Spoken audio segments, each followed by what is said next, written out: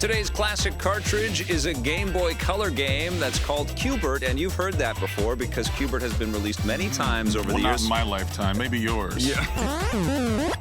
I always thought it was a classic. I always loved how cartoony and cool it looked. Yes. And I liked to approach home versions of Q*bert, like Indiana Jones approaches the treasure at the beginning in Raiders. You know what I'm saying? It's like, yes. Is this going to be good? Is this going to be good? And it turns out that I actually kind of dig this Game Boy Color version of Q*bert, even though it looks like butt. I think Q*bert is kind of interesting because he has a cartoon speech bubble coming out of his mouth, but he's saying a dirty word in it that is broken down into pieces of punctuation.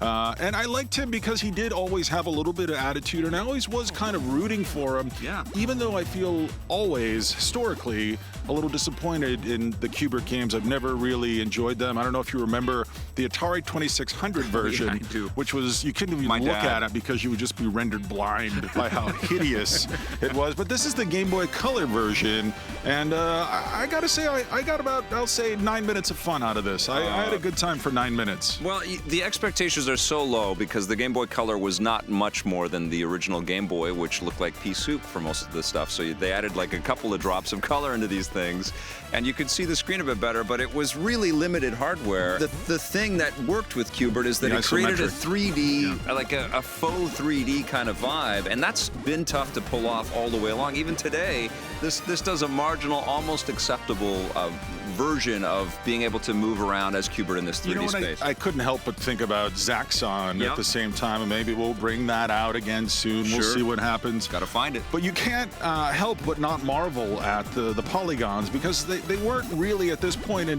video game history.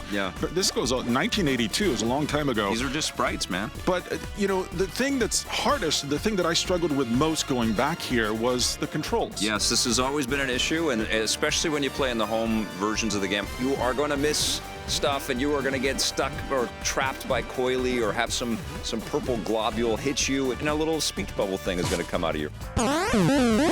You know, I had 9 minutes of fun playing this, and you could probably find it in your used game store or what have you. Or online, But I probably spent about 7 of those 9 minutes just getting used to the controls, because there is a learning curve. It is pretty steep, but once you start getting used to it, once you start getting used to controlling your sprite in this pseudo three-dimensional space, it's a little bit of fun. Yeah, it's kind of like taking Pac-Man and twisting it and turning it and making it a little bit more meaty. I'm going to give Q*bert on the Game Boy Color a 7.5 out of 10. And I'm going to give Q*bert a 4 out of 10. Ooh.